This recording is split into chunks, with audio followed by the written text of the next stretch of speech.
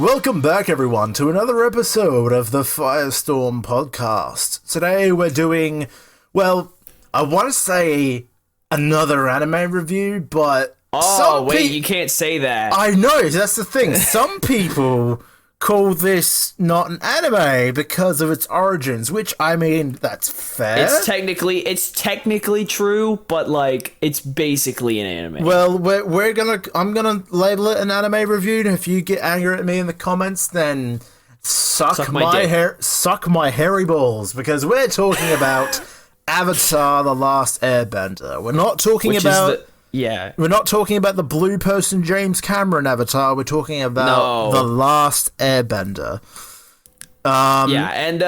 This will probably eventually include the movie, but we're not going to address it for longer than we have to. No, I will very briefly talk about the movie because I don't know about you guys. I know recently on Twitter you've been going through the games for Avatar: The Last Airbender. Yeah, so I've only been through. This will be I'll like kind of go through this further, but like later, because I don't want to bring it up immediately. But I've been going through. So back in the day when The Last Airbender was actually being released, they came out with some video games based off it, obviously, because it was one of the most popular shows of that time. Yeah. So there was a lot of video games to capitalize on that hype, and there was a series of three of them, obviously, because there's 3 seasons. There's 3 of them, and they're out for like the Xbox. I don't actually know if they're out for the Xbox. I know they're out for PS2, for the Wii, and possibly GameCube. I do think the 360 as well. I do think the 360. Okay, I don't remember if it, because the thing is they're SD, so I don't know if it would be 360. Okay. Yeah, I don't know. It could be original Xbox, but either way, they also had some versions for like Game Boy and DS, which I think I played briefly. Yeah. So I won't be able to tell you much about those. But yeah, I've been meaning to get into the next Wii game because I've beaten the first one, but my time's been taken up with work, like music stuff and Final Fantasy. So Avatar games have been delayed a little bit, but so yeah, I'll talk further about my thoughts on the first game later, but yeah, we should start with where it all started, the amazing TV show. The Last Airbender. Were you able to watch it in your youth in its prime when it was just coming out? Not in its entirety. Yeah, I do, not vividly, but I do recall it being a show of my childhood. Like I'm very familiar with all the characters from my childhood, but there was definitely like some gaps there. Like I wasn't the type to like, and the thing about it was I actually did some research. The releases for the episodes were actually pretty sporadic. Like it wasn't a week by week thing.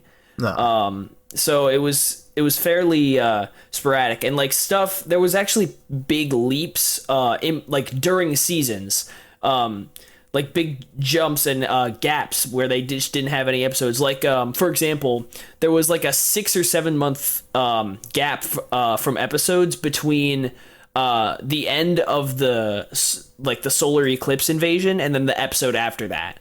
There was 6 or 7 months. Yeah. Yeah. Jeez. So I wasn't the kind of the guy that to like keep track of all that, but I do remember watching it as a kid. I might have watched it like maybe a year after it finished or something, because I do recall watching it very like casually, like at first, because it was on. I've talked about this in other in videos on my channel, but like Toasted TV was like a TV show that aired every morning with cut down versions of like shows like Dragon Ball Z, Yu-Gi-Oh, Pokemon, and Avatar.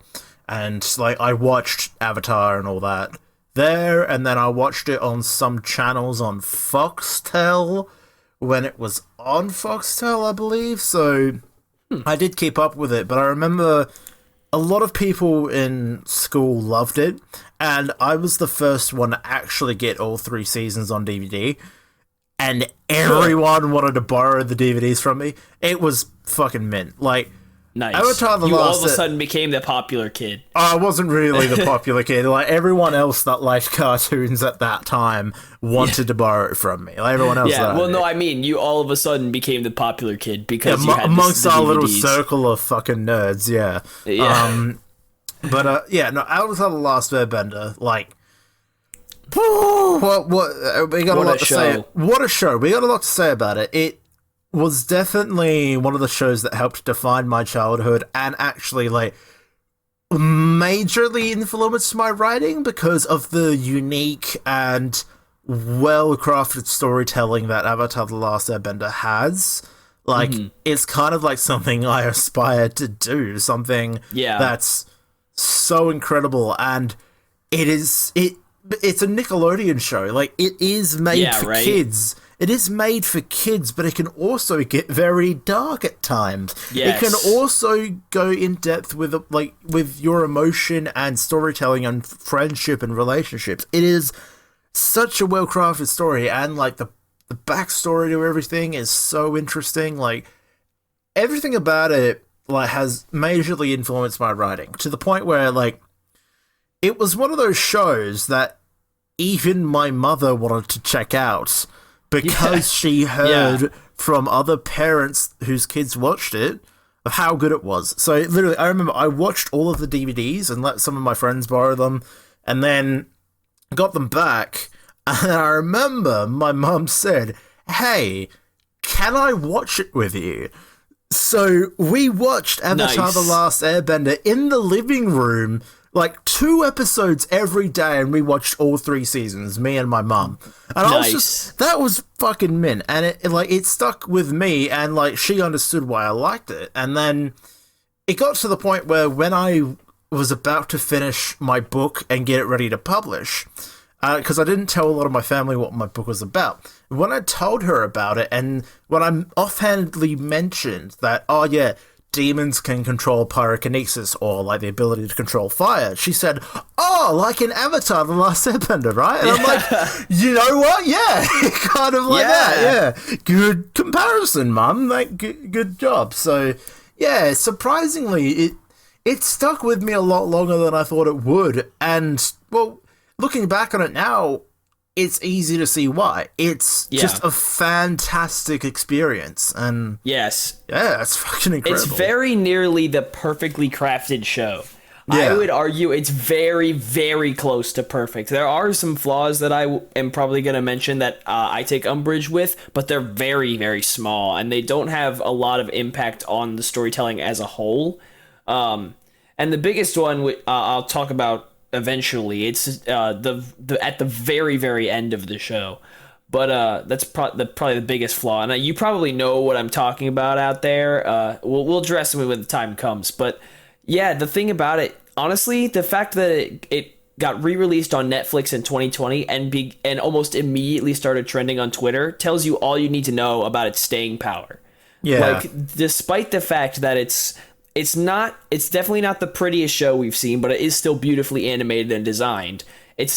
Like, the animation still holds up 10 years later. It's just, the voice acting holds up. Everything is just incredible.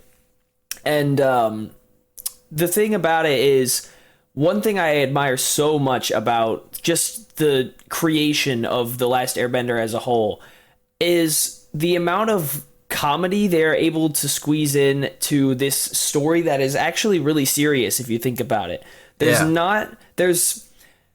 How do I say this? It's like they spend so much time, even in the 3rd season, they spend so much time doing what on the surface seems like completely unrelated to the larger conflict at hand. But every episode you watch, even the one where where Aang goes to school, a Fire Nation school, all of that, and all the characters you meet in these seemingly nothing episodes that have nothing to do with the conflict, everyone matters, and everything you see builds up to that final climax, even if it seems like it's completely unrelated. Like, and I note that especially with the 3rd season, like the first 7, 8 episodes of the 3rd season, aside from the first one, obviously, which has to like set the scene and everything, they spend it doing pretty much nothing. Like, they just kind of travel throughout the Fire Nation to, like, the rendezvous point for the invasion, and you kind of see the shenanigans they get up to on the way.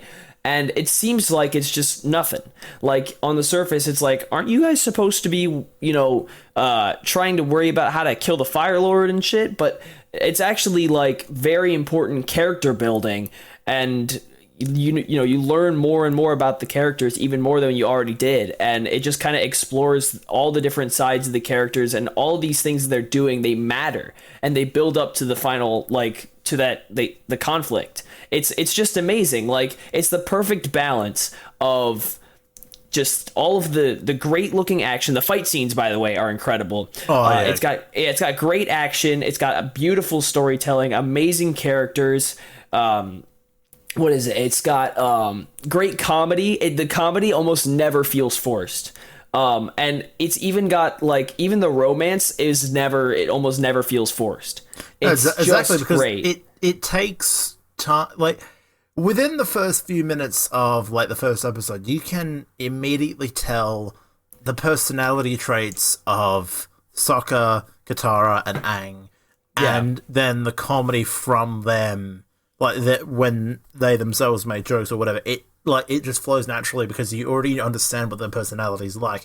And then, like, when Toph is introduced later, her, like, fucking, like, her willing to take jabs at her own blindness and everyone else's ignorance to it, all works, and it all, like, they never fuck up a joke. Like, some jokes you think, oh yeah, no, that's for kids, but I get it. It's still a little bit funny. And then there's like actual funny shit as well for everyone. Like, they managed. You're right. It's almost nearly a perfect, well-crafted series that they then fucked up with a movie in The Legend of Korra. So, well, they weren't really part of the movie. We're not going to blame them for that. I know, but, like, it's self-contained. The 3 seasons of Avatar: The Last Airbender are, you're right, nearly perfect. Yeah. I would almost say, like, you're right, one of the best shows out there. That it's hard to like critique it against other anime because it's an American. That's the fucked thing. This came from America. Yeah, it's fucking mental to think of, but it's just like they made something this amazing and this well crafted, and you're right, like. The voices fit. Like, the voices fit every character. The comedy fits. The choreography and the fighting is phenomenal. Everything is just fucking it's French kiss. Chef kiss. Yeah, exactly. I could go on and on about all the things I like. Actually, what was I gonna say? I will say this. It has been a good few years since I've been able to watch everything, all of The Last Airbender. I do know summaries of... I do recall summaries of each plot. I do know the basics of everything. And, like, once I start talking about, like, a certain part of the show, I will remember it. But I will need you to help refresh me. That's okay, because I've got a Netflix free trial, and I've run through the show recently, so I'm all good. Yeah, I'm riding out my Netflix free trial until I start having to pay for it, and then I'm going to use my next email. Nice. I've got a bunch of them. You can use the FireStorm one if you want. I will. I probably will eventually. But yeah, it's just so incredible, like the way they managed to balance everything. One thing is Sokka is just the undisputed king of comedy. Just so many other characters in shows like this that are focused on like this kind of serious plot and like drawn out storytelling and all this other stuff. They have comedy characters, but none of them can top Sokka. Sokka's comedy is literally just on point all the time. It's almost never forced. Like, obviously it's placed in there because he's Sokka and that's what he does. He makes stupid jokes, but it never feels forced. It's always like something like, even if you don't personally find it funny, there's someone out there who finds it hilarious. Like, yeah, and it's beautiful. It's so like, it's crazy. he's voiced by, I believe, Jack DeCina. I believe is who he's Jack voiced DeCina, by. something like that. Yeah, I don't know how to say his name. His pronunciation and his delivery of his jokes and delivery every line is top notch. Yeah. Literally, I can still remember the first episode. It's just like, you just sneezed and flew 20 feet in the air. And it's just Really? like... It felt higher than that. I know. See, I can remember these things, like, as well. Like, because he is such good and his delivery is so One of my favorites well is literally in the first episode where it's like, "Hi, I'm Aang, and this is Appa, my flying bison." Right. And this is Katara, my flying sister. It's just... it is perfect. He's so good. Like, and not only is he the underrated king of comedy, he's just an underrated stud. Dude, he pulls so many bitches. I'm literally on the Avatar wiki. The Yui. Yes, Yui. Right here, girlfriend deceased, reincarnated as the moon spirit. My first girlfriend turned into the moon. Yeah, that's rough, buddy. That's rough, buddy. Kaya. That's so good.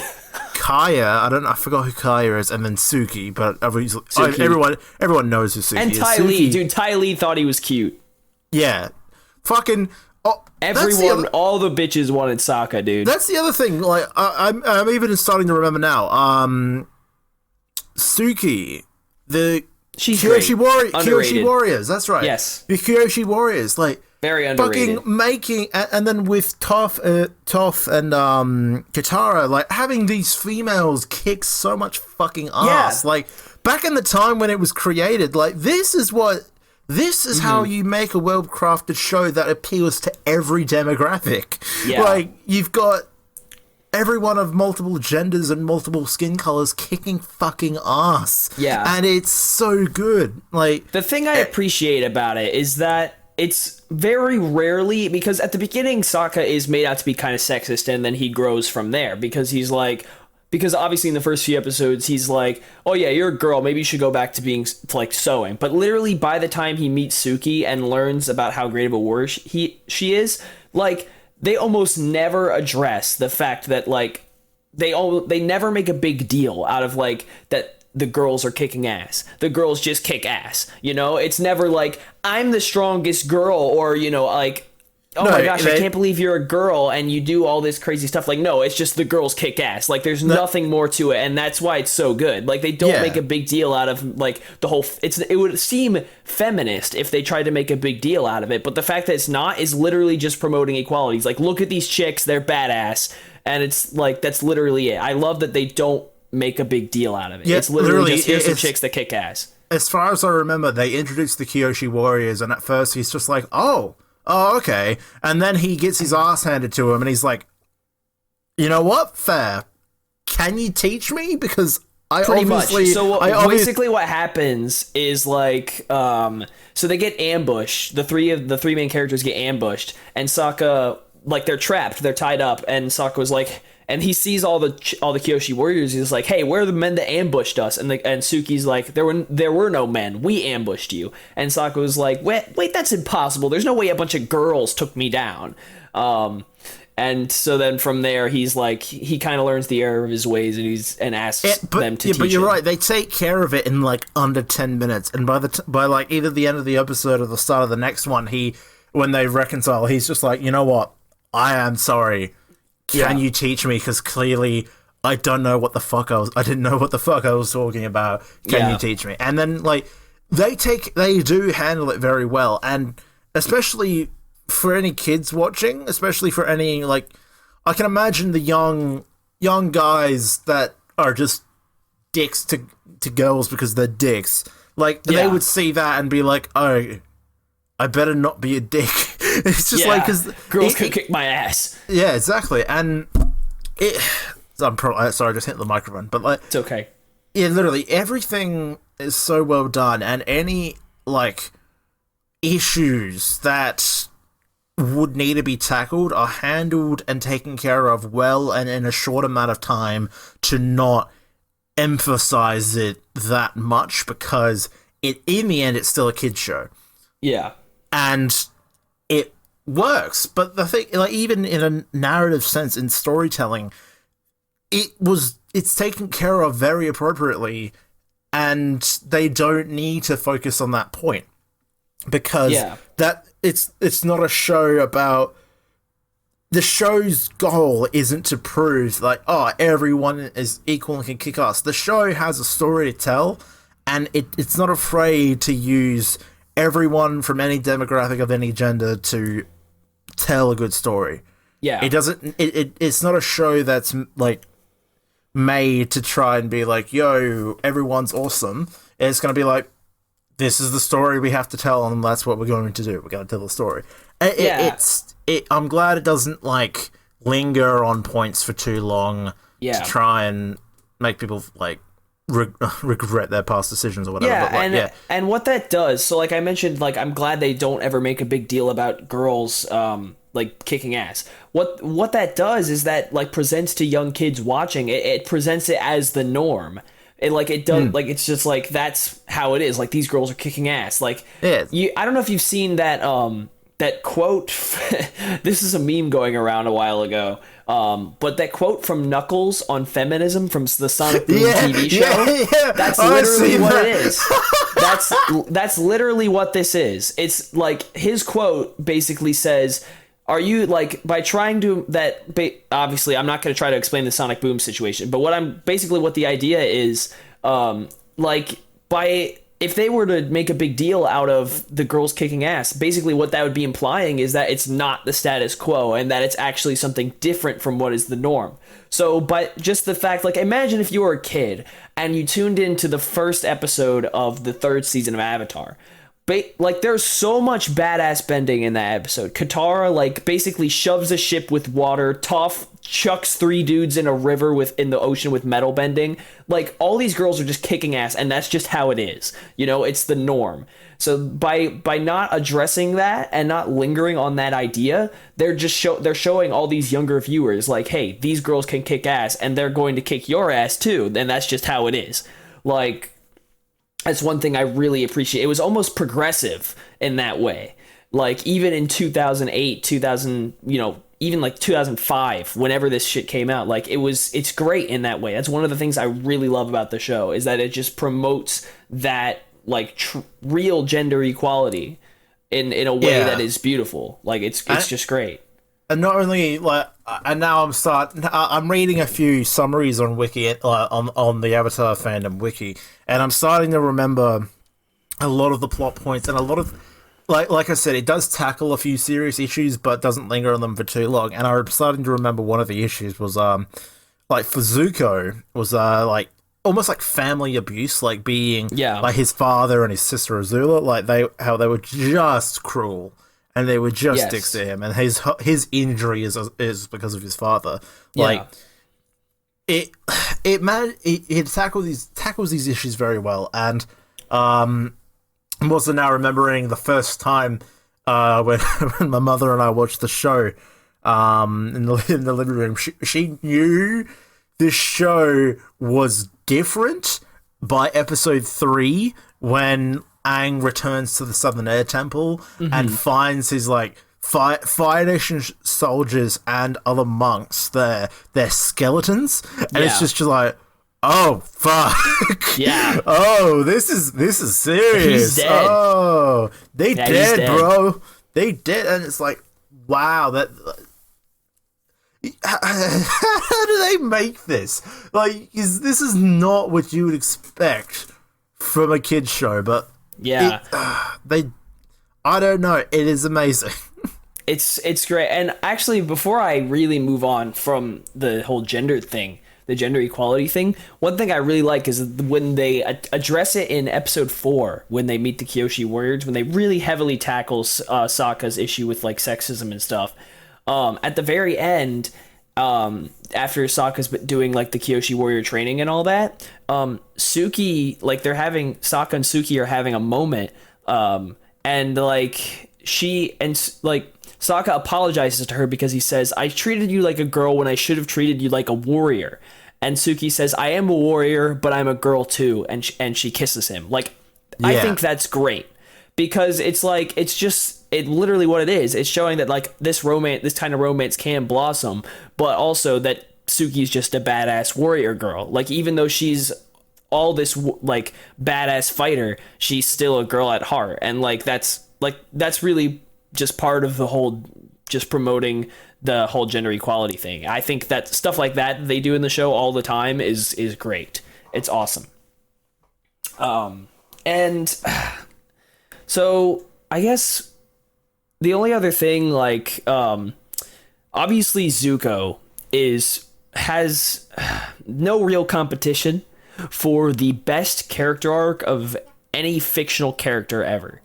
He is just about untouchable in that department, because his growth and the way they portray him, and the way they portray his growth from season 1 to 3 is just incredible, because you almost see a very distinctly different Zuko in every single season. Yeah. It's beautiful, and especially season 2, I think, is really underappreciated when it comes to Zuko's arc, because there's so much subtlety in place with Zuko's growth in that one, because this is when he's a refugee and basically hightailing it around the Earth Kingdom, avoiding Azula. Wouldn't you say that, like, season 1 is focused, determined, like, antagonistic Zuko trying to make a point and capture the Avatar? Yeah, delusional. Delusional almost. And by season 2, he's conflicted, trying to figure out where he fits in the world, and then he, like, gets drawn to both sides because of Azula. And then I wasn't the confrontation in the big cave thing with Katara when he was stuck in there. Wasn't that season 2? That was the end of season 2, yeah. Yeah, exactly. So he's drawn to both sides and he's conflicted. And then season 3 is when he's coming to grips and realize, yeah, you know what? I have to be my own person. Yeah. And then he decides to join Team Aang, like the Avatar's team. And then, like, you're right. Throughout the seasons, it's so well done and well told that, like, and it's really fascinating to see that everyone has massive, like, developments from each season and subtle differences to their personalities, and it's really interesting to see. And Zuko especially, like, fucking Zuko's phenomenal. Definitely the best. His character arc is just incredible, because especially, like, that transition during season 3, because what happens at the end of season 2, he has that heart-to-heart with Katara, where he's like, because Katara says that the Fire Nation killed her mom, and Zuko's like, I don't know what happened to my mom either, she might be dead. And so they kind of have this moment of empathy with each other, or sympathy, I guess. But then Azula kind of comes up, and she eventually tempts him into joining back with her.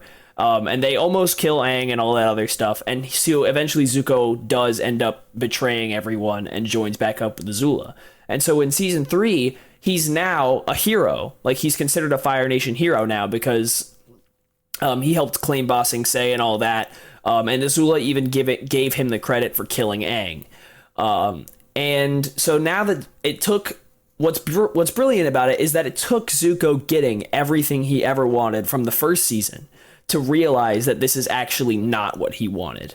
It's really beautiful storytelling. And just, again, it's a lot of subtlety involved that kind of results in the change he decides to make for himself towards the middle of the season, when he faces the Fire Lord, his dad, and decides to go join up with Aang and teach him firebending.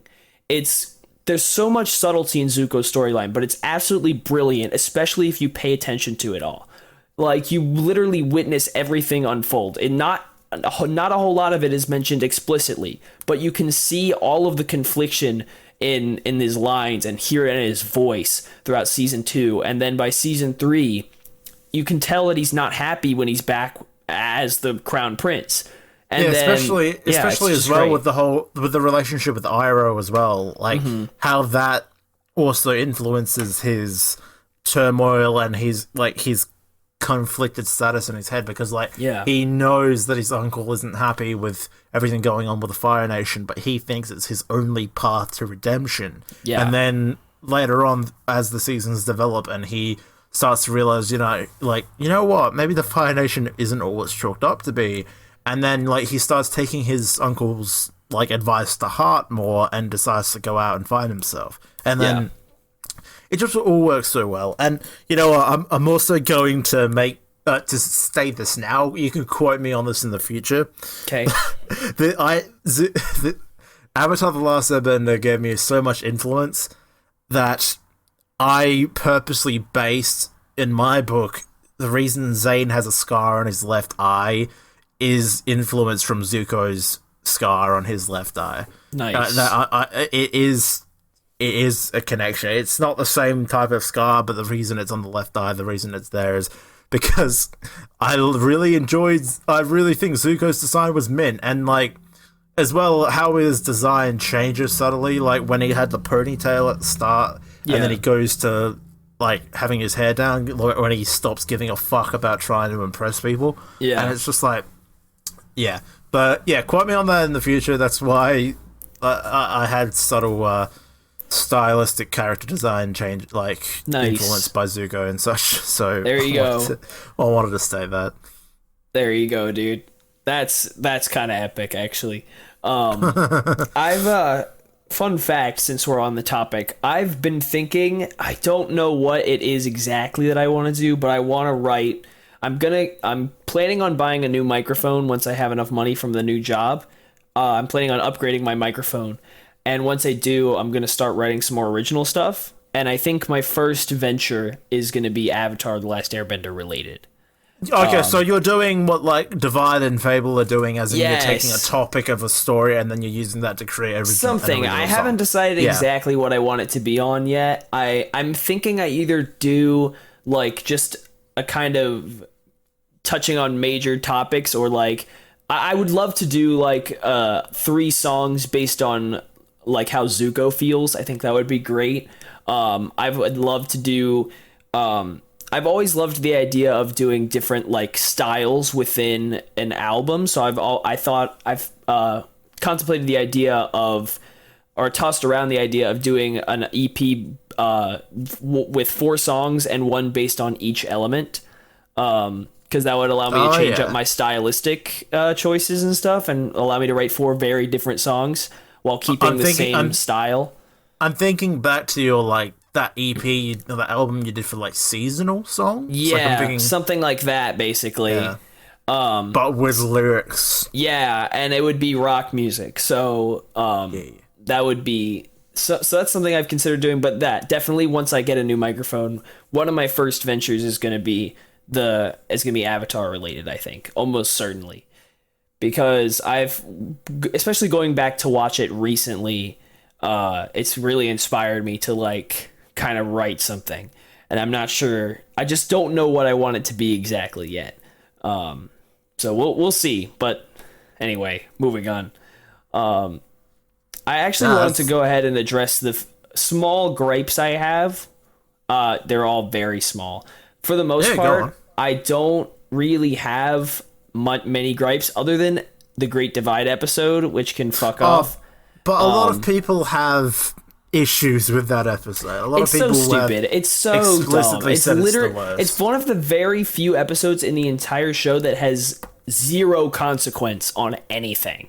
Almost every other episode in book 1 introduces some kind of important character that will return later, or introduces some kind of plot development or something, anything. But the Great Divide is literally pointless.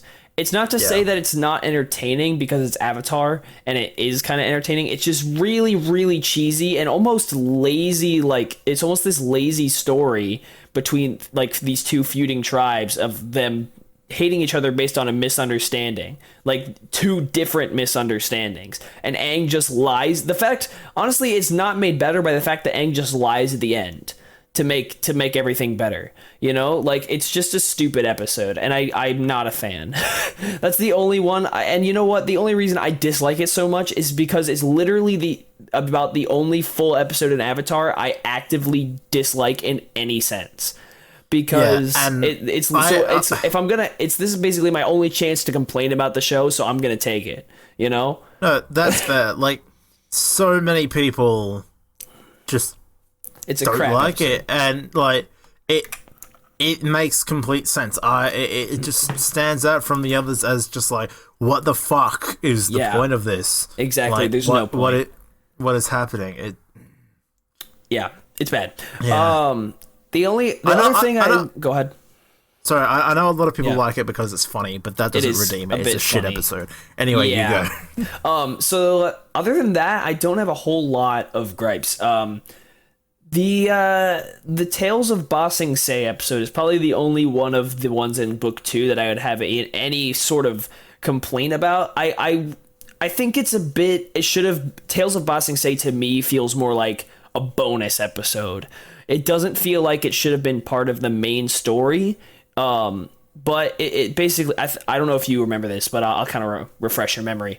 It was basically this one episode, like episode 15 or something, of book 2, where basically it just followed each character's individual miscellaneous adventures in Ba Sing Se. So like Toph and Katara went to a spa. Aang helped this man with his zoo animals. Sokka did a haiku battle. Momo got involved with like some weird animals, and they kind of hinted at Appa's whereabouts because Appa's missing at this point. And they're searching for him. That's right. Wasn't it just after the episode where Appa was taken? Very close after. It was because Appa was taken in when they were in the desert, and then and so they went to Ba Sing Se because that's where they gathered information about the eclipse, and so they went to Ba Sing Se to tell the Earth King about it. That's right. Yeah. And so wasn't that King Boomy, wasn't it? No. King Boomy's Omashu. Ba Sing Se is the Earth capital. Basically, the Earth King is just like this white dude, literally the whitest man on the planet. Yeah. He's got a bear. He's got a bear. I'm thinking of Aang's mate that's actually really old. That he that's Boomy. He's King of Omashu. He was introduced in book 1. You're right, yeah. Sorry, anyway, continue. Tales of Ba Sing Se to me is more of a bonus episode. It's very wholesome because my favorite part of it is definitely the Toph and Katara bit, because they go to a spa together, and obviously since Toph's blind, she doesn't really care a lot about appearances, but the two kind of get into, like, do these miscellaneous shenanigans, and their waterbending and earthbending, respectively, kind of helps them do the whole spa thing easier. So like Toph will earthbend a rock onto like the little fire pit in their spa room, and Toph will waterbend water onto it to make the steam come out. It's just very wholesome adventures. And then eventually Toph's got all this makeup on, and Katara's like reassuring her, like, even though I know you can't see, you look really pretty. And like a bunch of these like like stuck up girls make fun of Toph, and then she earthbends a hole in the bridge where they're standing on, so they fall into the river below, and then Toph waterbends them away. It's kind of funny. You mean Katara waterbends them away? Yeah, Katara waterbends them away. Yeah. No, I do recall that, because I actually kind of remember. I've been watching a bunch of just random videos on YouTube about like analysis from different shows and all that, and I remember watching one on like Toph and how the relationship between her and Katara grow. Yes. And initially it starts off rough because Katara takes on like a motherly role for the group. Yeah. But Toph hates the whole being nurtured and cared for, like, in that way. Because she has rich parents. Yeah.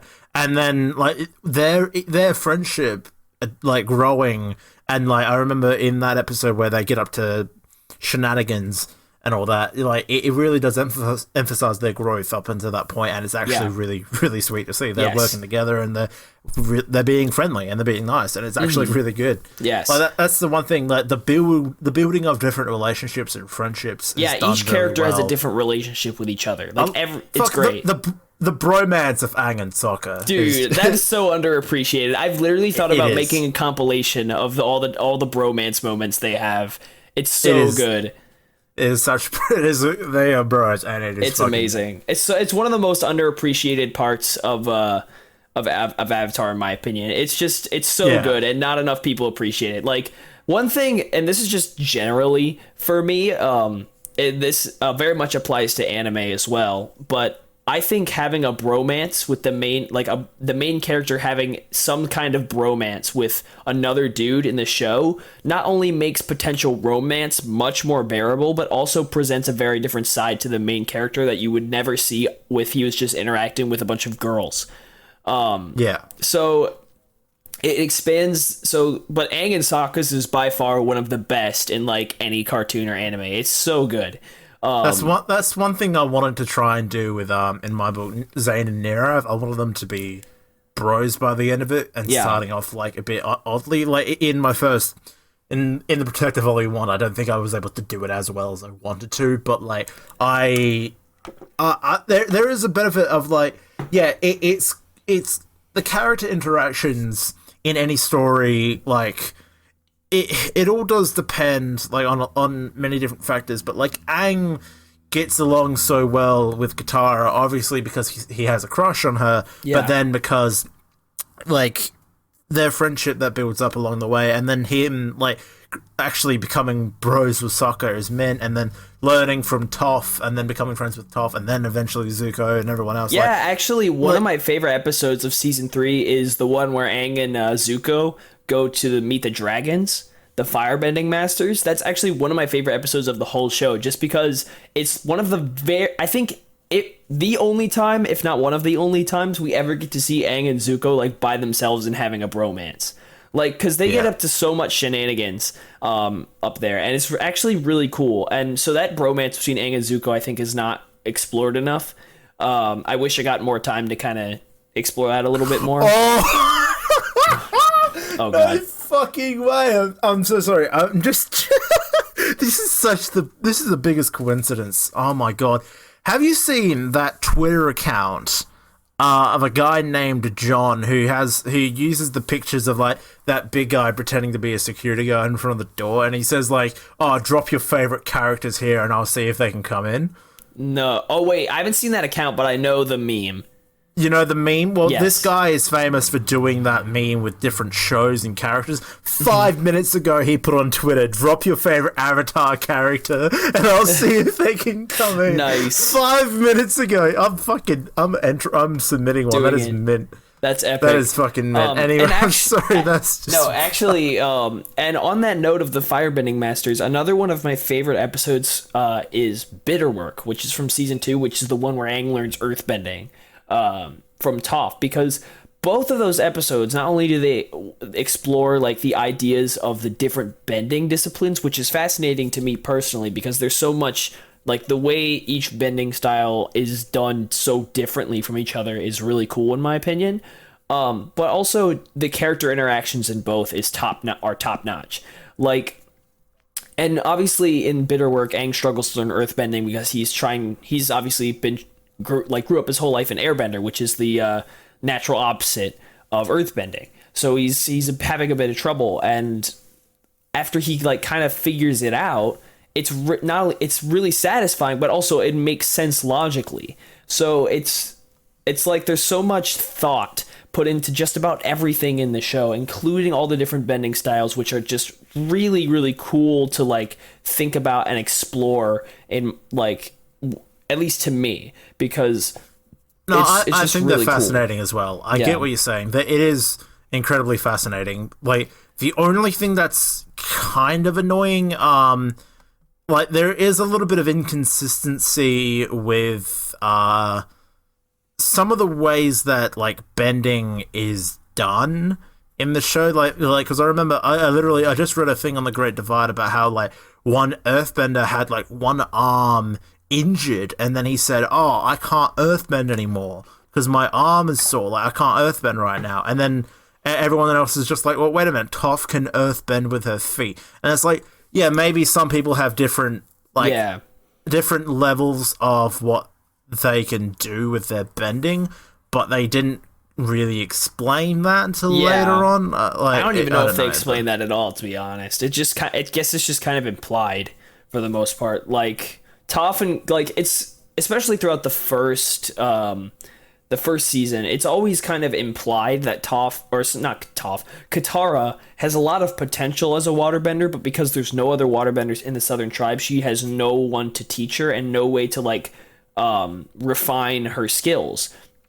So it only makes sense that by the time she does get a teacher, her like all that potential shows, like, and she's very quickly become incredibly skilled at waterbending.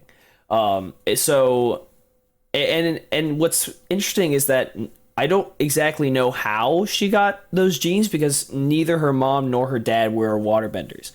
So it's kind of interesting. And then that's the argument as well. Like, neither her parents had it, and Sokka doesn't have it either. So it's kind of like, what the fuck? But then it could be like that, the grandfather, like, in real, or something like that. Yeah, it could be like in real life. You know how like sometimes two brunettes could have a ginger kid. Yeah, it's because one of them had a ginger recessive gene or genes. Like yeah, that's the one I'm thinking of. Yeah, it could be. I was in biology.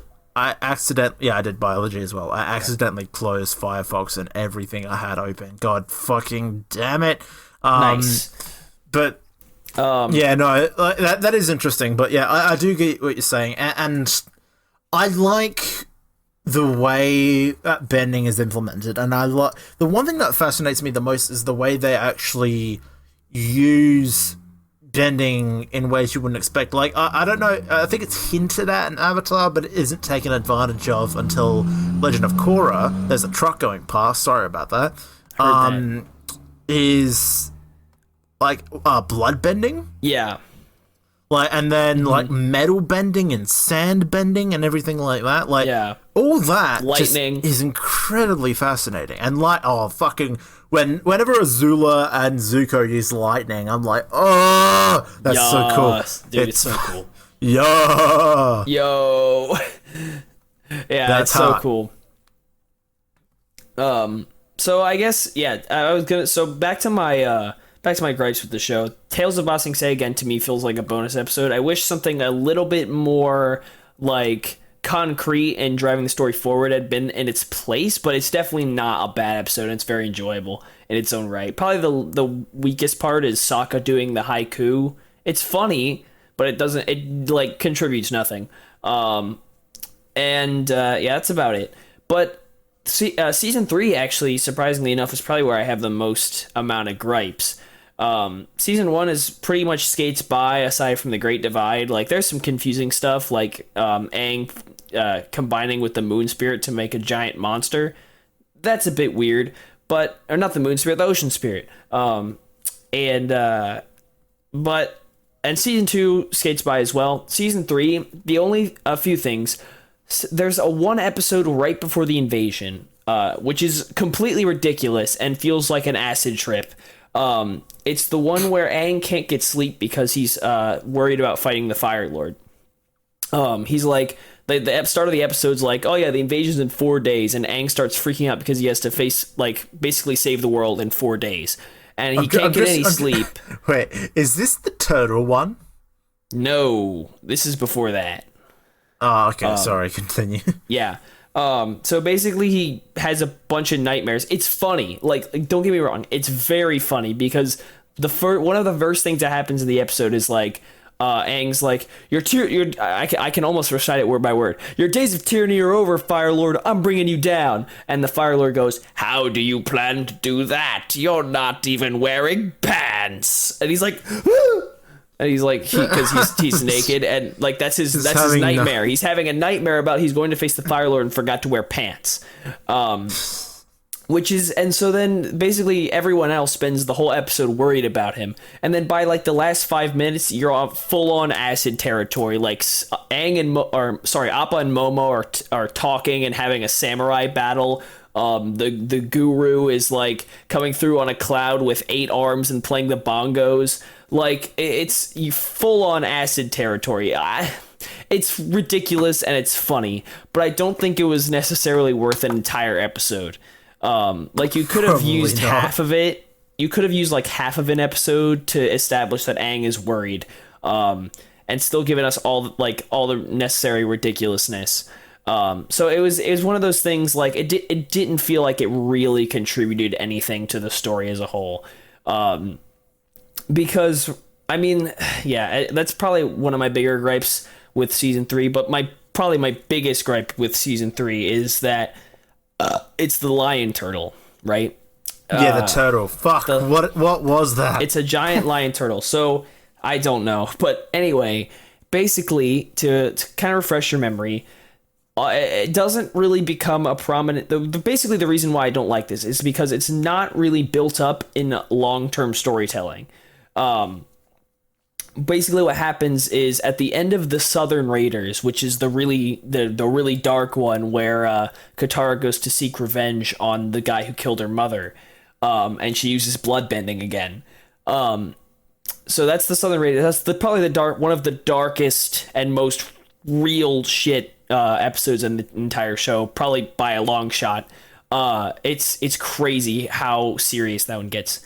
But at the end, Aang says violence isn't the answer, and Zuko says, then what are you going to do when you face my father? And basically, throughout the 4-part finale, Aang somehow ends up on a giant lion turtle's back. He meets with, or he seeks advice from, I think, 4 previous avatars. And he's like, basically, the monks taught me that all life is sacred, and I don't think I'm going to be able to kill the Fire Lord. I grew up never killing anything. I can't take another man's life. I just can't do it. And all 4 of them are basically like, you're the avatar. Your duty is to the world, not to your own spiritual needs. Like, you have to kill the Fire Lord or the world cannot be at peace. And the fact that all 4 of them, even the last airbending avatar, tell him that, and he should have just sucked it up and done it, like, because that was what we had been told, that the avatar's duty is no longer to his own spiritual needs and self. His duty is now to the world. That's what we've been told throughout the entire show. But now all of a sudden Aang's internal conflict is like, my own personal beliefs say that I can't kill this guy. And then eventually he's like, oh man, I'm actually on a giant turtle's back. He goes up to see the turtle's face, and he's like, can you help me? You're literally this random giant fucking turtle I found in the middle of the ocean. Can you tell me the answer to this world-ending question? And so the turtle touches his head and gives him the power to take bending away. I'm not a huge fan, to be honest. And the fact that it's executed so weirdly in the climax, like, it doesn't even tell us the details of that ability until while Aang is actually using it against Ozai, because he basically traps Ozai, he touches his heart and forehead, and then all of a sudden the thing activates, or whatever it is, that ability, and he's like, you can't let the other person's spirit corrupt you. Your own spirit has to be strong enough to overtake the other person's. And it gets really close to Ozai's spirit gets really close to taking Aang over, and obviously if that happens, Aang will just explode or something.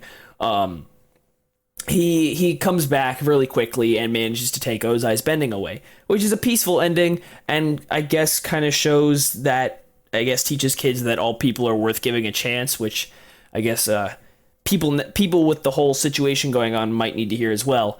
But that's a different topic. The reason I don't like it is because it's not an issue that's built up in any sort of long-term storytelling.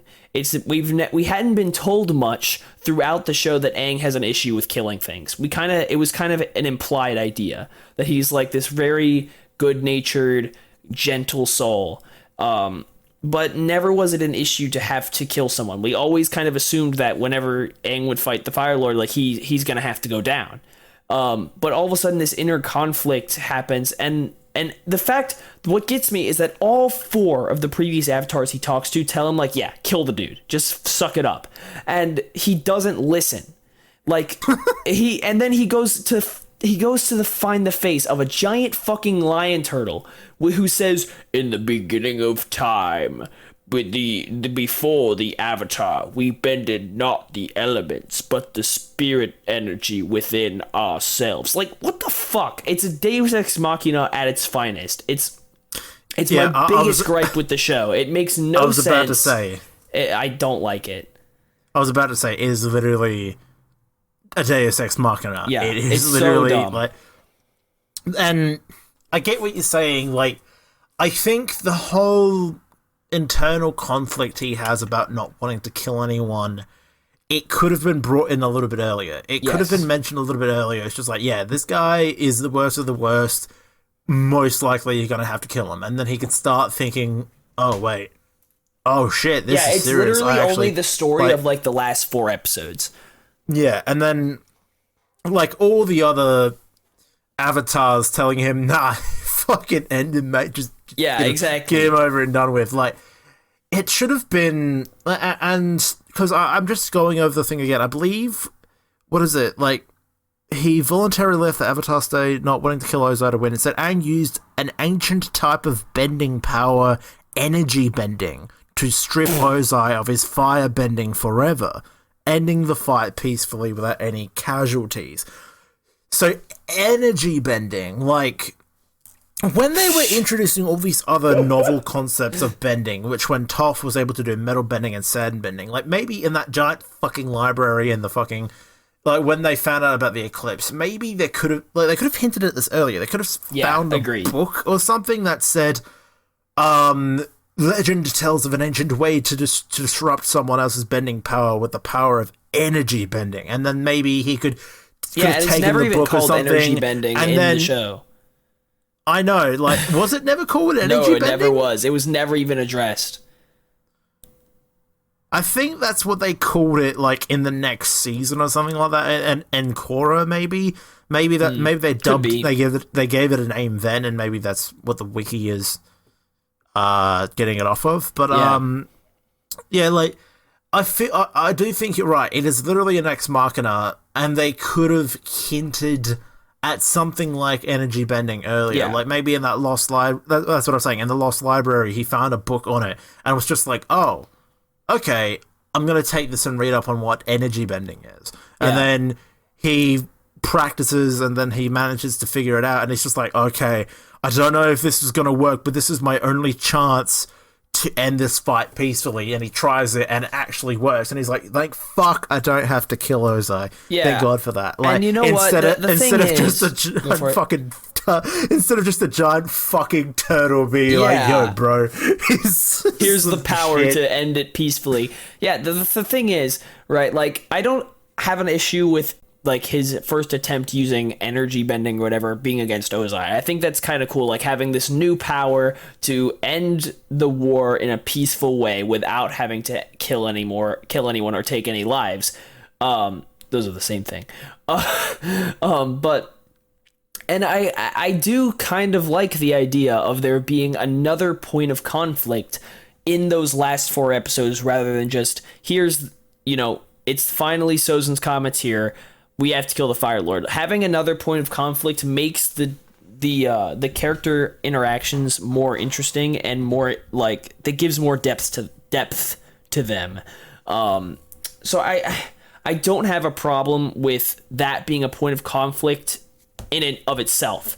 I just think that the issue of Aang having to kill or not kill the Fire Lord should have been brought up much earlier. Because if it had been part of some kind of long-term storytelling, I would have been a lot happier with the result. Another thing that could have been done better is the whole another one of my big issues with it is that it's just a random fucking animal who we know nothing about. We don't know any of the history of giant lion turtles or why they have the ability to give Aang energy bending. Like, it's literally just comes out of nowhere. I don't understand it. I don't know why the lion turtle has the ability to give Aang energy bending or whatever this new power is. But if it had been given to Aang in a way that made more sense in terms of long-term storytelling, I would have been much, much happier with it. But the fact that he just, like, he not only ignores what his 4 past lives tell him, but he finds an answer at literally a random time because he happens to end up on a giant lion turtle's back. I mean, obviously, we know there's some kind of spiritual energy going on because he, like, sleepwalks onto the lion turtle's back some random night before the comet arrives, and Aang just disappears and the others have to look for him. And it's interesting that when they find the lady with the sheer shoe, that they try to find Aang with his glider, and the Shearshu's like, Aang doesn't exist. Like they literally do not know how to find him. I think it's kind of interesting and presents like this really mysterious vibe to what Aang, like mystical almost, to wherever Aang is. It's cool in that way, but the fact that he just randomly gets this ability from a lion turtle who speaks in riddles and proverbs, I'm not a big fan. Plus the lion turtle's ugly as fuck. He's got like a giant mustache and shit. I can't say I'm a huge fan of the way that was presented. I don't have an issue with the idea of energy bending as a whole and ending the war peacefully, but just the way they actually executed it in the show. It feels like they needed, and this is one of my general pet peeves with Avatar, not pet peeves, but like critiques. I feel like it should have been longer, and not just because I want more Avatar. I feel like it just needed a few extra episodes to kind of explore some other things that were left unexplored. Obviously, the comics continue. I've been reading those; they're great. The next one's coming in the mail in a few days. But yeah, it just feels like it should have been a little bit longer. Like not a whole lot, like just 5 to 10 more episodes, maybe if that. Like of just kind of exploring some of the stuff that hadn't had a chance to be explored. And that last bit with the whole energy bending stuff would have been helped had they gotten more time to explore Aang's outwardly against being like killing things and stuff. So I don't know. Yeah, I can't say I'm a huge fan. I guess what I wanted to say is that the characters in Avatar, they mean a lot to me. And it's just they're some of my favorite characters, and they feel like real people. Just their voices and their dialogue and the way they're presented in the show, they feel like real people. And they're some of my favorite characters ever made. And I genuinely relate to just about all of them. So there's some of my favorite characters ever. One of my favorite teams, favorite boys, groups of boys and girls to ever come out of anything fictional, I think. Avatar, the character... I'm not sure who you just mentioned, because I had to just put that for everyone. A second. Yeah, no, Avatar, the characters, all... Like, you're right, all of them are so well done. Even the villains, like... Yeah. Even being able to establish... I feel like Ozai could have gotten a little bit more attention brought to him. Actually, I didn't watch it, but I saw in my recommended a video, something about why Ozai didn't have a backstory. And I don't think he needed one, to be honest. I think keeping him vague and mysterious was the right decision. They kept him vague and mysterious. They gave all the really psychotic, evil personality traits to Azula, which I thought was well-deserved. Yes. Fuck worked Azula. Very well for her. Fuck that bitch. Not actually, though, because, like, ugh. They're all 14. I saw a meme on Twitter. It's just like, it was one of Ty Lee, and it was I think it was the beach episode. It's just like, damn, how old is this bitch? 14. Excuse me. What the fuck? It's like everyone was freaking out. Like, dude, you know what? I'm not gonna say anything, but one of my friends in our boys group chat, like a couple days ago, said like I would fuck the shit out of Ty Lee. And I'm not going to say that I agreed or disagreed, but I'm sure you can guess which one I No, I'm not even gonna question it. Yeah, anyway, she's hot. No. What? But Avatar has so many good characters. Like, my favorite was definitely Toph growing up, because of just how funny she was and how like exactly like her whole appeal, her initial appeal is that she's a rebel. She doesn't give a fuck. She was right, like, she doesn't give a fuck what her parents say. She doesn't give a fuck like being raised in a rich household. She's just a rebel. She does what she wants, and awesome. And what's interesting to me is I've learned some backstage stuff. Actually, fun fact: Toph's voice actress has just recently gotten a Twitter account. I don't remember what the ad is, but She's on Twitter. Follow her. One of the funny things about Toph is that, and I think this eventual decision to make Toph a thing is just beyond brilliant. It's amazing. Originally, the creators intended for Aang's earthbending teacher to be like a buff teenage dude, and I think it would have been, considering it's them, it probably would have been fine. But Toph was just an absolute stroke of genius. Like nothing short of it either. Like it's having a blind girl who can sense vibrations with her feet. It's just so genius, and it presents earthbending in a new and exciting way. So yeah. Actually, I totally was gonna say something and then forgot it. Oh yeah. So the other thing I wanted to mention, there's some, basically the voice actors of the show. I've done a little bit of research. It's one of the things that's most interesting to me is that Aang's voice actor was actually about 14 when he voiced Aang the first time in 2005. Like he's very close to our age. He's very close to our age. Like surprisingly, I don't even think he's 30 yet.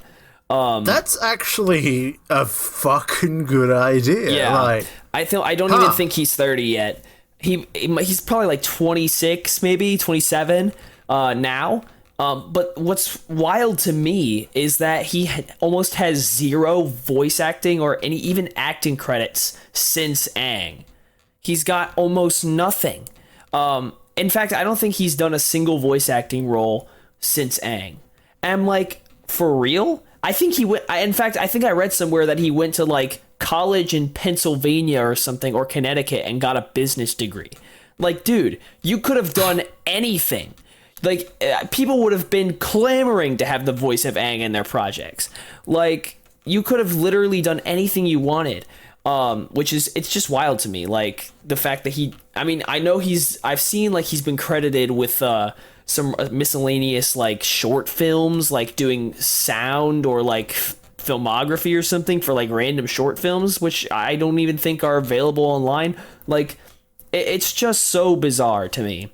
So that's the thing. I've just looked up the voice actress of Toph as well. Right now, she's only 25. So yeah, back she in was very young as well. See, that's the thing. They purposely got in essentially kids to play, and the fact that they're still so good, the fact that they still voiced them so well is just amazing to me. It's just another reason it works. Yeah. It's fucking. That's incredible. Yeah. It's wow. And and I don't know much about Sokka's voice actor actually. Dante Bosco though, who voices Zuko, what a guy. He seems like such a cool dude. What's That's awesome rough, to me buddy. is he was actually at the Comic-Con I went to. I didn't see him, but I didn't visit him. I saw him there. But he's actively participated in some online projects related to The Last Airbender. He just seems like such a cool guy. And the thing is, his Zuko voice is literally almost just his regular voice. It's so cool. He literally is literally just Zuko. It's awesome. Did you see that thing I sent you through Snapchat? The TikTok, right? It was the TikTok of literally Zuko, the voice actor, just ordering a Starbucks, and then the Starbucks lady was just like, "Are you Prince Zuko?" I did see that. I remember that now. Yeah, you're right. He uses essentially his own voice. It's literally his regular voice. It's so cool. Anyway, Dante Bosco seems like an awesome guy. The other thing I wanted to say is that I did some research into Katara's voice actress, and I can't remember the drama she was on, but she was on a fairly recent, she's a kind of semi-main character in this not NCIS drama, but some kind of drama show that was on some kind of TV channel. I don't know, but the thing is, to me, is that I only heard her talk briefly, but when I did hear her talk, she didn't sound anything like Katara, which was baffling to me, because Katara is so well voice acted in this show that I can't imagine it being not her normal voice. You know, like there's so much vocal variety that she has. Like the fact that it's, I mean, I would need to look into it further, but just the fact that it may not be her normal voice is just baffling to me. Like, because it just sounds like a girl talking. It doesn't sound like someone's actively doing a voice, you know? Yeah. So it's very interesting to me, but I'd have to do some further research into that. That's about it. Like, probably the most baffling thing to me is Aang's voice actor just not doing anything since then. But yeah, it's just so crazy. That is incredible. Yeah, and then I guess since I've mentioned all that, I want to briefly talk about the movie, not for very long. No, I wanted to bring up the movie and the Legend of Korra anyway. Yeah, the Legend of Korra will be something. We'll do it after I talk about the games. Anyway, the movie, fun fact, the movie was released very close to, I can't remember exactly when it was released, either 2011 or 2012. Mate, I'm going to say this now. I have a story to tell about it because I watched it in cinema when it came. So did I. Yeah, okay, so basically it came out around my birthday in either 2011 or 2012. I can't remember exactly when it came out, what year, nor do I care. But basically I went to see it for my birthday that year. Whichever year it was, I was like, yeah, I want to see The Last Airbender, because I thought it was going to be good. I was wrong. I mean, I don't know that 12 or 13-year-old me thought that it was actively bad, because I probably enjoyed the experience, just because I was there. Like, I got like 4 or 5 of my friends to come with me, and we all went to see it. So that was fun, and I vividly remember it. Actually, they told us it was in 3D, and it really wasn't. They gave us 3D glasses, and I vividly remember whenever anyone did some kind of water bending, they had a bubble machine at the front of the thing, and it would just shoot bubbles out. It was incredible, and so yeah. I think they had like some kind of wind machine as well that was activated whenever Aang did airbending. Anyway, that was pretty much the only 3D it was. Anyway, the movie sucks. It's terrible. The acting is bad. The scripting is bad. The fact that they mix up the races, like Katara and Sokka are white and Aang is like some random Asian race, like it's bad. Like, because Sokka and Katara are supposed to be like Indian or some kind of northern, like darker skinned race, and they're just white in the movie, which is weird. God, the acting is so bad. It's even worse than Star Wars Episode 2, and that's saying something. God, it's so bad. It's not interesting. It focuses almost on the wrong parts of the show. I don't think it needed to have the whole earthbending prison angle in there. I know they were probably going to try to make a second one because they teased Azula at the end. Let's just be glad they didn't make a second one. I'm so glad. Yeah, right. And I literally don't even remember them ever encountering Master Paku in the movie. I mean, maybe they did, but Katara just all of a sudden gets really good at waterbending. And also, they run into Aang by complete coincidence and not because Katara got angry like they did in the show. Isn't it that they were like drifting over the water and then she just sees him and like Yes. the glass fucking thing in the middle of the ocean? It's just like, how has no one found this guy yet? Like, the fact, because in the show, he's literally hidden in a block of ice way beneath the ocean's surface. But in the show, he's literally just vibing on the surface already. Like, it's so that's bad. right. She hit the ice with the thing for a few seconds and then he burst out of it. He popped out, That's right. Oh, fuck. That was terrible. So bad. It's so bad. And Yue's hair looks like a penis, which is funny. Also, Zuko's scar is a letdown. Yeah, Zuko was a letdown. Zuko was a letdown in the movie. God, it's so bad. It's so bad, and we will. Oh, I don't want to talk about it anymore. It's, honestly, honestly, before I finish, one of my my single favorite thing to come out of the movie is I don't watch a whole lot of Nostalgia Critic, but I love his Last Airbender related videos, and because he's done a lot of them, and he reviewed the movie, and it's incredible. It's so good. He gets so angry. It's really, really good. So if you and he's very serious about it too. Like, he's very funny, but he's also very serious. So if you want to know pretty much all the reasons why the Last Airbender movie is fucking terrible, go watch Nostalgia Critic's view. And actually, I can't remember if that's the one that Dante Bosco is in. He does a bunch of skits in it, which don't quite hit home with me, but the actual review is incredible. So anyway, I'll give you the floor now. Yeah. Two interesting things. One, I couldn't find Toph's voice actress on Twitter, but I found her on Instagram and Facebook, so nice. Whatever, but I deleted my Instagram, so oh well. Oh. Shit. And two, fucking Ozai is voiced by Mark Hamill. Oh yeah, you didn't know that? I didn't know that. That's amazing. That's awesome. It's great. Yeah, anyway, the Last Airbender movie. My story is eerily similar to yours because the only, like, for some reason, like, when the Last Airbender movie came out, my cousin Reese was living with us, and he was really into Avatar. He was like about 17 or 18 around that time, I think. Mm-hmm. And he said, "Oh yeah, no, I'll go take you to see the movie. I like The Last Airbender." And we're like, "Oh, fucking sick, all right." And we went and saw it in 3D and had the same bubble effects and all that. And I remember watching it. We both watched it, and because I knew everything that happened in season 1, because at that time I was like just fresh out of finishing the series, and I was just like, okay, when's this gonna happen? Yeah. When's this gonna happen? And then the movie just ended, and I'm just like, is that it? Yeah.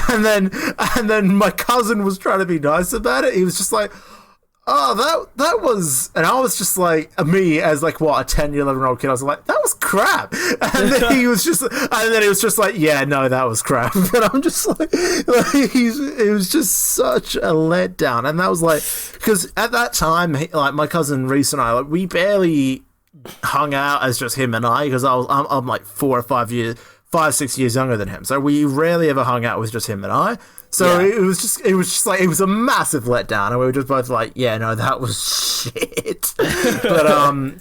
But they're doing a live action series on Netflix, aren't they? Like, they're in production of it. No. I believe it's happening. They're trying to. I don't, like, we haven't heard any news about it yet. I know they're trying to. We just don't know if it's actually, like, going through or not. We should probably assume that it is, but I believe in Netflix. I don't think they'll screw it up, at least not as bad. Yeah. Hopefully not. It will just depend, like, because what I want them to do is I don't want them to present the exact same content we saw in the show, but just in live action. I want them to give us new scenarios and new, like, things. Like, I don't want it to just be the exact same shit that was originally in the show. I just want it to I want them to do something different with it. See, I'd be down for that as well, but the problem is all the OG stans that love the series and want nothing but the original series, they're going to get angry if there's anything new introduced to it. Yeah, well, I mean, I don't think anything, like, majorly new. I just think, like, I don't want them to, like, all the major events should probably stay, but I don't want them to be presented in the exact same way. Like, stuff like, the Kyoshi Warriors and, the King of Omashu, like, I want it to be similar, but, like, I don't want it to be exactly the same just in the live action setting. Like, and especially, like, stuff like The Great Divide. I don't think they need that in the live action redo. Like, I think they could do something completely different in its place. Like, something else, random shenanigans for them to get up to that's pretty much inconsequential. Like, I want them to present us with new situations and new kind of like different random conflicts that are inconsequential, just random shenanigans for them to get up to that don't appear in the original show. That's what I want them to do, but while keeping the major story beats. So that's essentially what I hope they do, but we'll see. Yeah. Also, I literally just I finally found Toph's voice actress on Twitter. Hey, she got it a year ago. She literally got it a year ago. Anyway, epic. It's a completely random tangent.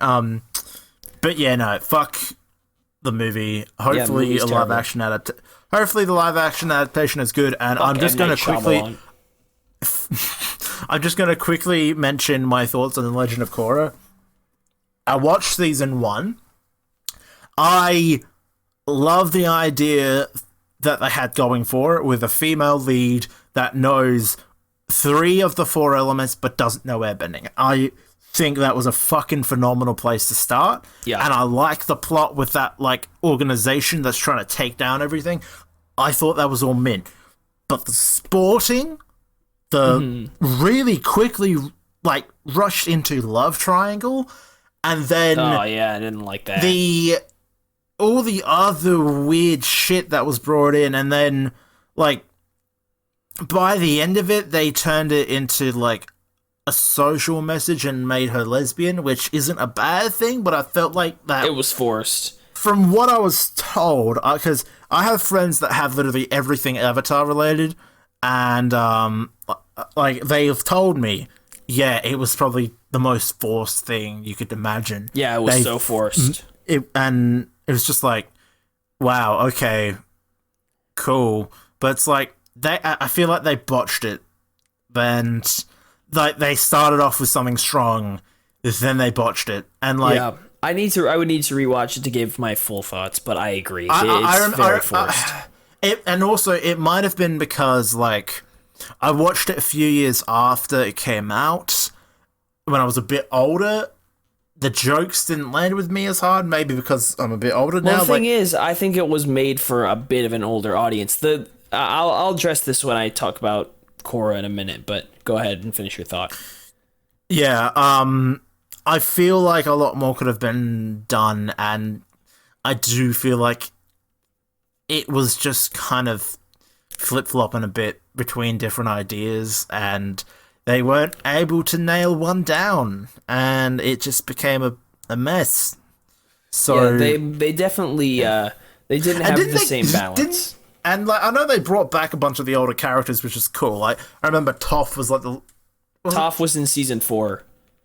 Toph was in season 4, wasn't she? No, it wasn't. Yeah, there was flashbacks of her becoming like a police captain. Yes, and I remember a lot of the flashback scenes involving the bloodbending, and then. I'm pretty sure, didn't they kill Aang at one point, or was that in a flashback? I don't know. No, they didn't. Aang dies, I think, of natural causes, I think. Oh, alright, yeah. I don't know. Exactly. I forgot. But, no, but I remember a lot of that other crap. But, yeah, botched, and I will try and rewatch it. But yeah, as far as I'm aware, it was just a botched experience. So, as far as Korra goes, I think it definitely didn't have the same balance as the original. I think it was still a good show, and definitely like on what I'll say, it's like it's as good as like a lot of the other American shows, if not better. What I'll say is that it was like Trent said, it's a brilliant idea to start. One of my favorite things about Korra as an idea is the contrast between Korra and Aang as characters. While Aang never wanted to be the Avatar, he's this very gentle soul who, just loves nature and all this other stuff, loves other people. Korra, from a very young age, is shown to be a rough and tumble girl who just loves fighting and beating the shit out of people, and she already knows 3 elements by the time she's very young, and so there's so much contrast there, and that's my favorite thing about it, is like you can't give us a very similar situation from Aang, because then it just feels like you're recycling the original show. Instead, what we got was this awesome, really badass chick girl Avatar who is a waterbender to that just goes around and kicks ass and doesn't give a shit. She's great. So I like Korra as a character, and the contrast between her and Aang is brilliant. Nothing short of it. And so I really, really like that about the way Korra is presented as a character and as a show. I do like seeing a lot of the old characters, Katara, Zuko, and Toph are all still hanging about. They very rarely get involved. I'm on board with the comedy. Bolin, I want to like the guy. I really do, but his comedy is a lot more forced than Sokka's ever was. It doesn't quite hit the same notes. He does have his moments, but Bolin, he just needs to work on it a bit, Mako, he's literally just a pretty boy. He doesn't have much to his character other than just being a pretty boy. That's about it.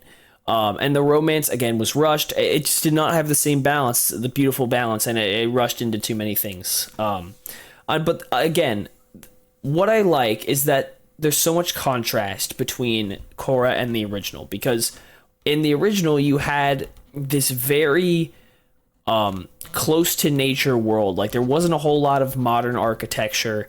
It felt very dated and very mystical, almost, the world as a whole. Very, four very separate nations, distinctive, and very old-fashioned feeling, customs and outfits, and the conflict as a whole was, very traditional almost. It was like, bad guy going to destroy world, stop him before he do that. Like, it feels very traditional. But with Korra, not only have we made setting advancements, but we've made conflict advancements. So Republic City is a great contrast, because all of a sudden we've got these modern steampunk style vibes. We've got early primitive cars. We've got all this cool stuff that, and Aang's vision for Republic City is a really cool idea that I think they should have explored more. I really want to know more about the founding of Republic City, because it seems like a really cool idea to me. It's like New York almost, with the giant fucking statue of Aang in place of the Statue of Liberty. It's literally what it is. Aang's statue is literally the Statue of Liberty for Republic City. So it seems like such a really cool idea. So it's a big contrast in setting, but also even from the first season, we can already see what a big jump in, how different the conflicts are in comparison to the Last Airbender. Because literally the main conflict of season 1 is a political uprising from non-benders. Like, it's so much different from the original show, and I think it's brilliant. Like, the conflicts, and there's a lot more focus on like spiritual stuff, because Aang was kind of already inherently spiritual, being an airbender, but Korra wasn't. So there's a lot more dealing with crap in the spirit world, which I think is really interesting. Because the spirit world was something that wasn't really explored properly in the original show. So I don't vividly remember the conflicts in the last 3 seasons, because I only recently rewatched season 1. But yeah, I think the way they change all of that stuff up is brilliant. And again, like Trent mentioned, also them having Korra already know water, earth, and firebending was another stroke of brilliance, but not really one that's so far-fetched, because the thing is, it's what was it? It's because the thing is, we've seen in the original show, we saw Aang learn all 3 of those elements, and we saw him train, and we saw him, slowly master all of those. And the only thing we haven't seen an Avatar learn to master is airbending.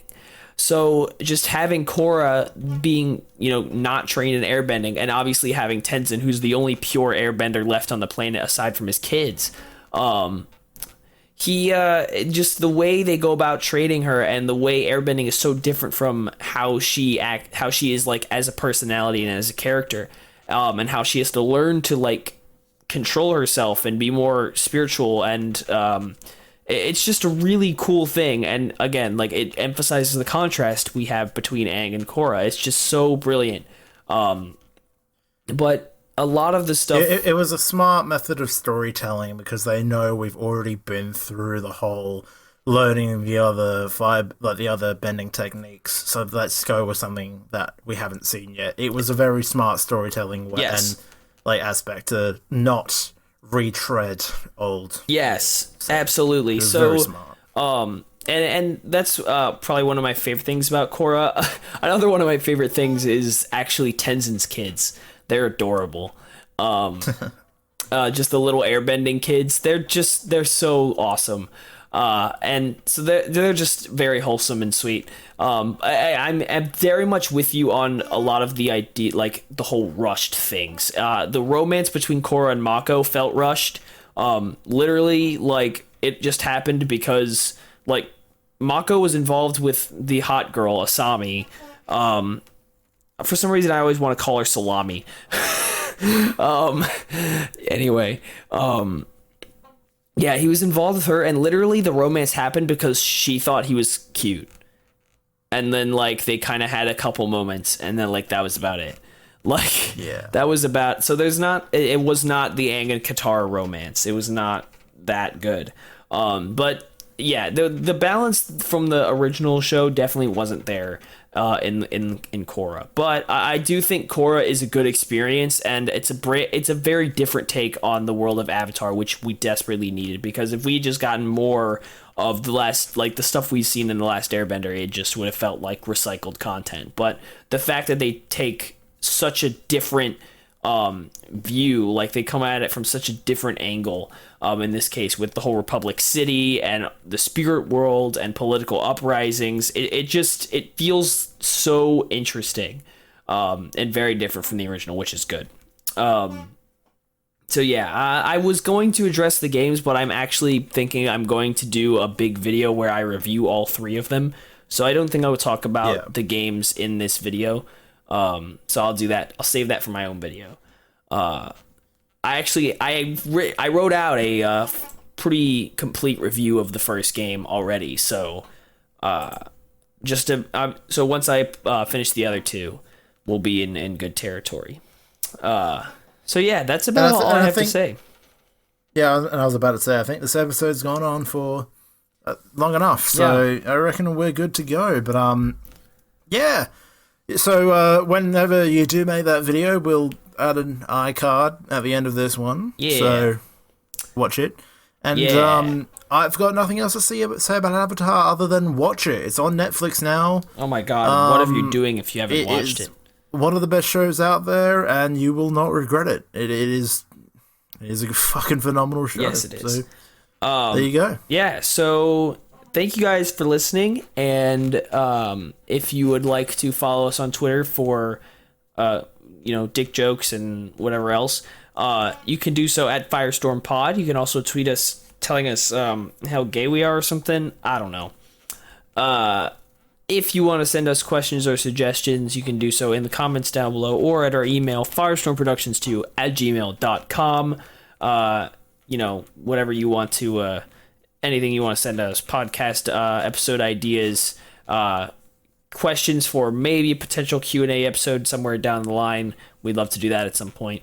And that's about it, I think. So yeah, thank you guys for listening, and all I want to say to conclude this video is that if you're ever feeling lost in life, just listen to Uncle Iroh. Goodbye. Uncle Iroh quotes, "Fuel us with life." Yes. So please, always respect Uncle Iroh. My religion is Uncle Iroh. Same. Yeah.